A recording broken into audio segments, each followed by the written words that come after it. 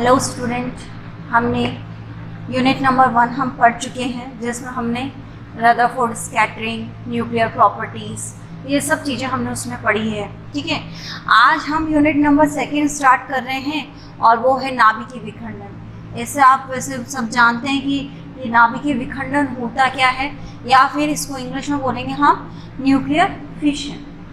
ठीक है ना।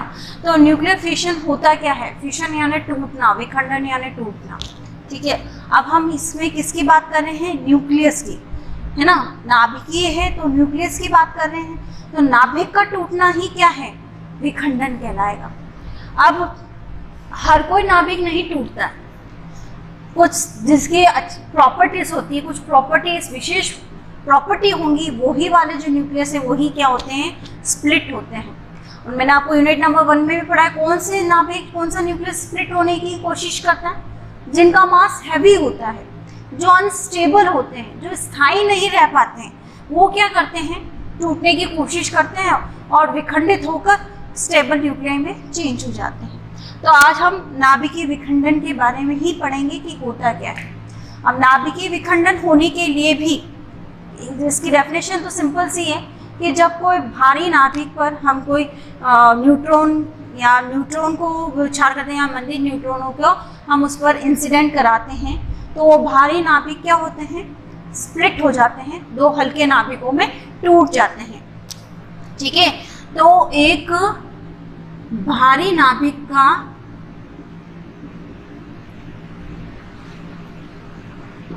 दो हल्के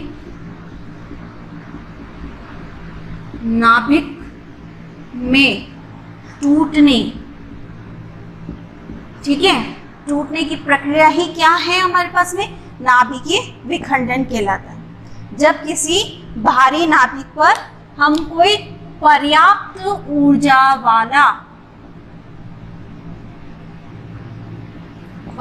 ऊर्जा वाला कोई नाभिक इंसिडेंट कराते हैं, चाहे न्यूट्रॉन को, क्योंकि अभी हम न्यूट्रॉन की बात कर रहे हैं, तो पर्याप्त ऊर्जा वाले कोई न्यूट्रॉन को इंसिडेंट कराते हैं। पर्याप्त ऊर्जा वाले कौन है? न्यूट्रॉन।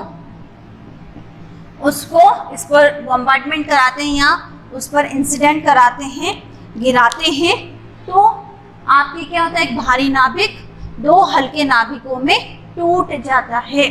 ठीक है, when sufficient amount of energy of neutron incident on a heavy nuclei, then the heavy nuclei split into two nuclei is known as, क्या कहलाएगा वो?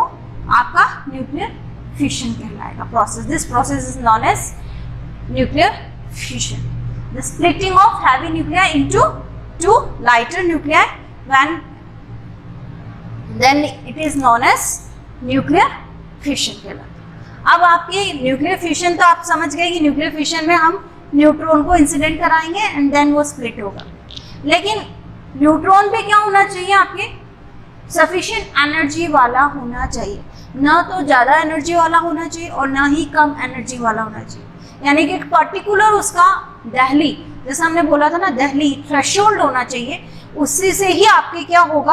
आपका स्प्लिटिंग होगा, अन्यथा नहीं होगा। तो न्यूट्रॉन भी आपका कैसा होना चाहिए? सफिशिएंट एनर्जी वाला होना चाहिए। ठीक है, डेफिनेशन आपको समझ में आई। नेक्स्ट हम इसी से रिलेटेड एक पढ़ेंगे, क्रांतिक द्रव्यमान या क्रांतिक आकार क्या होता है? क्रांतिक आकार एवं क्रांतिक द्रव्यमान, critical size and critical mass क्या होता है? इसको भी आप सही ढंग से समझें। क्रिटिकल दैट मीन्स अगर आपके किसी भी न्यूक्लियाई का मास या आकार इस क्रिटिकल, यानी कि ऐसा जहां पर आप ये इसका फ्यूजन नहीं हो सकते, इसका फिशन नहीं हो सकता, उससे कम द्रव्यमान या उससे कम साइज में उसका फिशन प्रोसेस नहीं पॉसिबल है, तो उसको हम क्या कहते हैं? क्रिटिकल साइज बोलते हैं। और उस क्रिटिकल साइज वाले न्यूक्लियाई को ही हम उसका क्या कहते हैं? मास को ही क्रिटिकल द्रव्यमास बोला जाता है। यानी कि ऐसा आकार जिससे कम आकार हो उसका, तो आपका जो नाभिक है वो स्प्लिट नहीं हो सकता, उसको ही हम क्या बोल रहे हैं, हम क्रिटिकल साइज बोल रहे हैं। और उस क्रिटिकल साइज वाले का जो मास होता है उसी को हम क्रिटिकल मास बोला जाता है। आ गई बात समझ में? क्रिटिकल मास एंड क्रिटिकल यानी कि ये एक निश्चित आकार से कम आकार वाले का हमारे पास में पदार्थ का वह निश्चित आकार जिससे कम होने पर उसका फिशन या उसका विखंडन संभव नहीं होता, वह निश्चित आकार जिससे कम होने पर नाभिक विखंडित नहीं हो पाए, नहीं हो पाता। ठीक है, वो क्या कहलाया हमारा क्रांतिक आकार, और क्रांतिक आकार वाले नाभिक का मास जो होता है वही क्या कहलाता है, क्रिटिकल मास कहलाता है। तो एक निश्चित एक पर्टिकुलर साइज होना चाहिए, तभी जाके वो क्या होगा, आपका स्प्लिटिंग होगा उसके अंदर। ठीक है, अब हम इसके रिएक्शंस को समझते हैं कि इसकी रिएक्शन चलती कैसे है। तो क्या होना चाहिए, फिशन रिएक्शन होने के लिए क्या होना चाहिए, नाभिकीय श्रृंखला अभिक्रिया कैसे होनी चाहिए, यानी कि अभिक्रिया कैसे चलती है। मैंने आपको बताया क्या होता है कि आपका कोई हैवी न्यूक्लिया है, हैवी न्यूक्लिया में मैंने आपको ले लिया जैसे यूरेनियम है, रेडियम है, रेडोन है, ये सब क्या heavy nuclear radioactive material है। कितना होता है यूरेनियम 92 to 35। ठीक है, यूरेनियम लिया हमने। अब क्या होगा, इस पर मैंने एक निश्चित आकार वाला ये क्रिटिकल साइज वाला लिया, इसमें मैंने क्या करा, एक न्यूट्रॉन की बौछार करी। ठीक है, एक निश्चित पर्याप्त ऊर्जा वाले न्यूट्रॉन की क्या करी, इस पर गिराया, तो ये किसमें स्प्लिट हो गया, दो लाइटर न्यूक्लियाई में स्प्लिट हो गया, और वो लाइटर न्यूक्लियाई है बेरियम क्रिप्टॉन। ठीक है, 36 कितना हो जाएगा 92। ठीक है, 36 और किसमें चेंज हो गया आपका क्रिप्टॉन, और आपके बेरियम किसमें चेंज हो गया 56 है ये।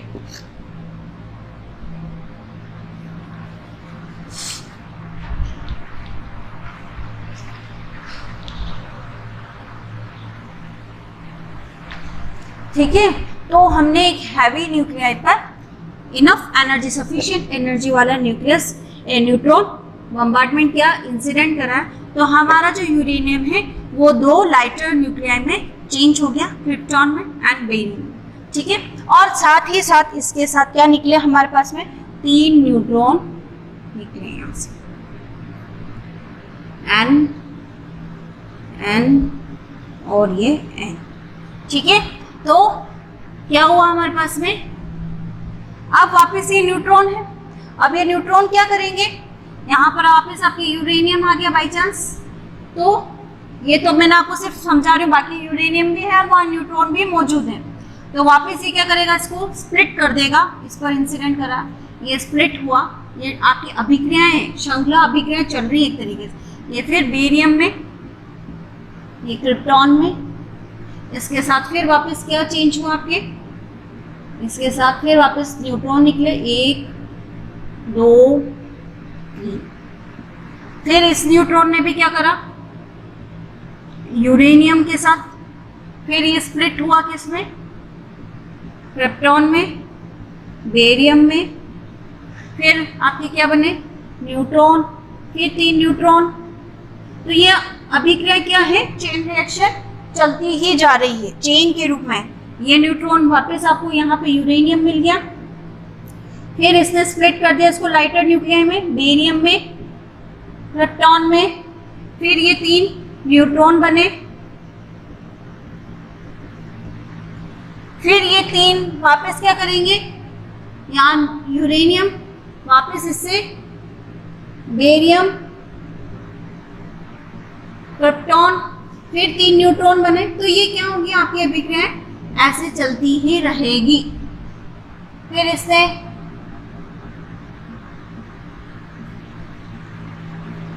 तो ये क्या है, आपकी अभिक्रियाएं चल रही है, स्प्लिटिंग होती है श्रृंखला, इसी को हम क्या कहते हैं, चेन रिएक्शन कहते हैं। तो क्या होगा हमारे इसके, अगर रिएक्शन के रूप में हम इसको बोलें तो रिएक्शन हम कैसे लिखेंगे, एक न्यूट्रॉन किसके साथ, यूरेनियम के साथ 235 के साथ इंसिडेंट होता है, ठीक है।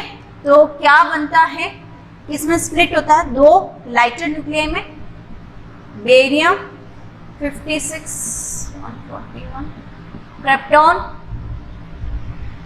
3692, क्या निकले उसके साथ, आपके 3 न्यूट्रॉन निकले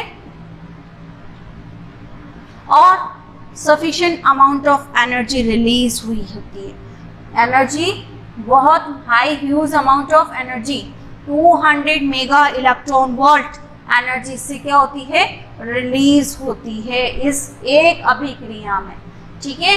तो ये आपकी क्या है, अभिक्रिया होने, इसको इस रूप में हम लिखेंगे।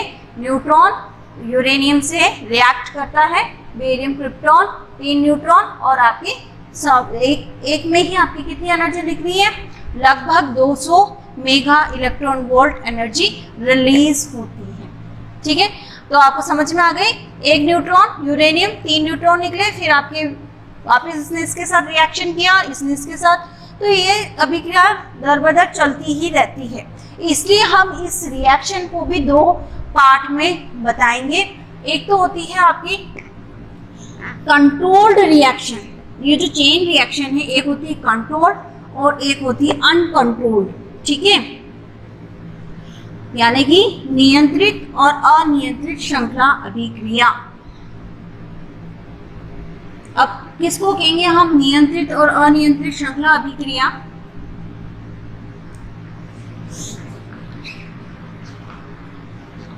जब हमारी ये रिएक्शन हो रही होती है, श्रृंखला अभिक्रिया chain reaction,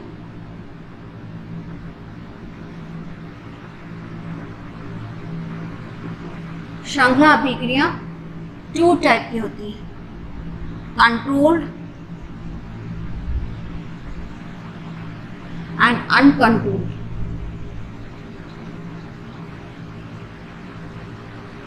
uncontrolled chain reaction और ये भी अनकंट्रोल्ड चेन रिएक्शन। कब होगी ये, देखिए इसमें कंट्रोल्ड वाले में क्या होगा, आपके जो आपके 3 न्यूट्रॉन निकले ना, ऐसे 3 न्यूट्रॉन निकले, तो सिर्फ इन 3 न्यूट्रॉन में से औसतन एवरेज ओनली 1 न्यूट्रॉन ही क्या है, नेक्स्ट वाली अभिक्रिया में भाग ले। आई बात समझ में आपको, कि जब आपका स्प्लिटिंग हो रहा हो, स्प्लिटिंग होने पर जो रिएक्शन चल रही हो, और रिएक्शन चलने पर जब आपके इन 3 न्यूट्रॉन में से ओनली 1 न्यूट्रॉन यानी कि एवरेज एक ही न्यूट्रॉन नेक्स्ट रिएक्शन में वो ही भाग ले, तब हम उसको क्या कहते हैं, कंट्रोल्ड चेन रिएक्शन, ठीक है। Only 1 neutron take part in reactions, ठीक है।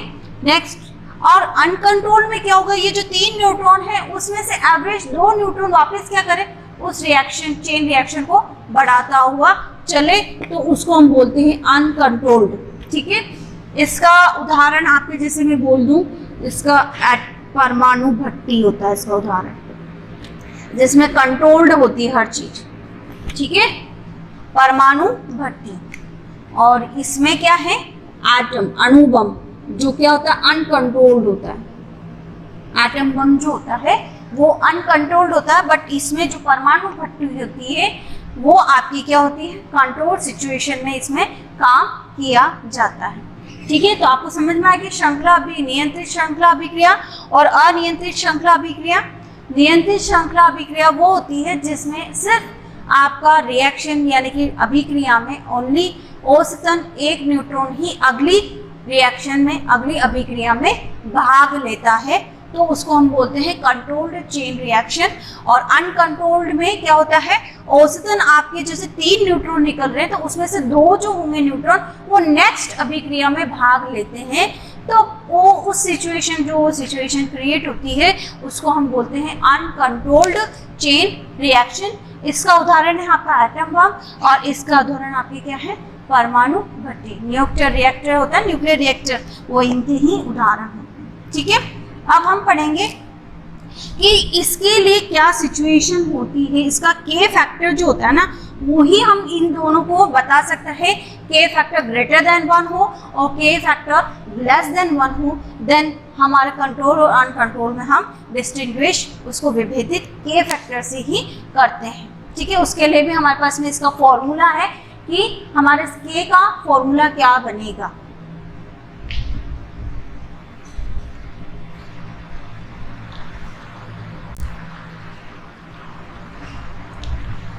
तो कंट्रोल और अनकंट्रोल के बाद में हम पढ़ेंगे हमारी इसकी के फैक्टर क्या होता है। के फैक्टर को हम बोलते हैं पुनरुत्पादन गुणांक, रिप्रोडक्टिव कोफिशिएंट के, पुनरुत्पादन गुणांक क्या बोलते हैं, पुनरुत्पादन गुणांक। अब के का मान कैसे निकालते हैं, के का मान हम निकालते हैं एनवी पीढ़ी में, एनवी पीढ़ी में न्यूट्रॉनों की संख्या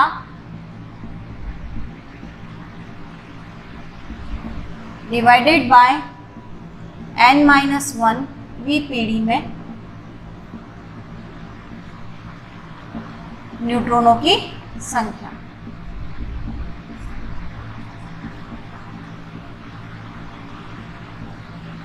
ठीक है, क्या हो जाएगा, k is equal to number of neutrons in nth generation divided by number of neutrons in n-1 generation. ठीक है, अब कब हुई हमारी कंट्रोल वाली बनेगी, जब k का मान इज इक्वल टू 1 हो जाए, तब हम उसको कहते हैं कि ये नियंत्रित श्रृंखला अभिक्रिया है। नियंत्रित श्रृंखला अभिक्रिया है। कब कब जब k इज इक्वल टू 1 हो। जैसे इसमें भी 3 आ जाए, इसमें भी 3 आ जाए, यानी कि n-1 वाले जनरेशन में भी 3 ही न्यूट्रॉन थे और नेक्स्ट वाले में भी 3 ही, यानी कि एक ने ही भाग लिया है एक तरीके से। तब हम कहते हैं कि हमारे पास में k इज इक्वल टू यानी कि नियंत्रित है। और इस नियंत्रित वाली का काम हम किस में लेते हैं, विकासकारी कार्यों में इसका उपयोग है। विकासकारी कार्यों में उपयोग, डेवलपमेंट में इसका काम किया जाता है। ठीक है, and k is greater than 1, जब k ग्रेटर देन 1 है, दैट मीन्स ये 1 ज्यादा है, तो इसका मतलब क्या हुआ आपके पास में, इसका मतलब इसमें न्यूट्रॉनों की संख्या भी ज्यादा आई। ठीक है, तब हमारी ये क्या हो जाएगी, अनकंट्रोल्ड हो जाएगी फिर। और इसका उपयोग हम जानते हैं विनाशकारी कार्य हो जाते हैं, एटम बम बन जाते हैं इससे।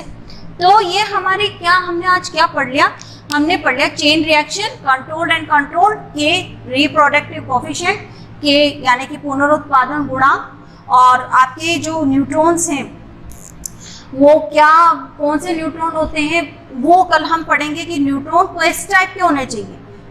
पर्याप्त ऊर्जा वाले तो होने चाहिए, लेकिन कैसे होने चाहिए वो हमें देखना पड़ेगा।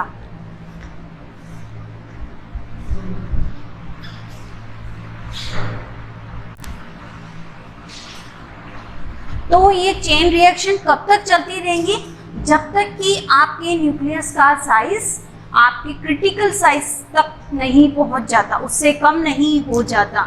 यानी कि आपकी रिएक्शन कब तक चलेगी, जब तक कि आपका जो न्यूक्लियस का साइज है वो क्रिटिकल साइज से कम नहीं होता। तो आपको पता है जब क्रिटिकल साइज कम हो जाएगा, अपने आप चेन रिएक्शन जो रिएक्शंस हैं वो क्या होंगी, स्टॉप हो जाएंगी। तो कल हम इसके, ये तो हमने पढ़ ही लिया, कल हम ये पढ़ेंगे कि हमारे पास में ये यूरेनियम जो हम जो ले रहे हैं वो ऐसा नहीं कि आपने जो कोई सा भी यूरेनियम उठा लिया और वो रिएक्शन इसमें पॉसिबल हो जाएगा। हम पढ़ेंगे कल कि कौन सा यूरेनियम आपके इस फिशन रिएक्शन के लिए सही है, बिल्कुल उससे रिएक्शन हो ही पाएगी। तो उस तरह के जो यूरेनियम है उसको हम बोलते हैं समृद्धि यूरेनियम, एनरिचमेंट यूरेनियम बोला जाता है, जो आपकी इस रिएक्शन को पॉसिबल बनाता है। तो कल हम इसकी एनरिचमेंट यूरेनियम के बारे में पढ़ेंगे। Thank you.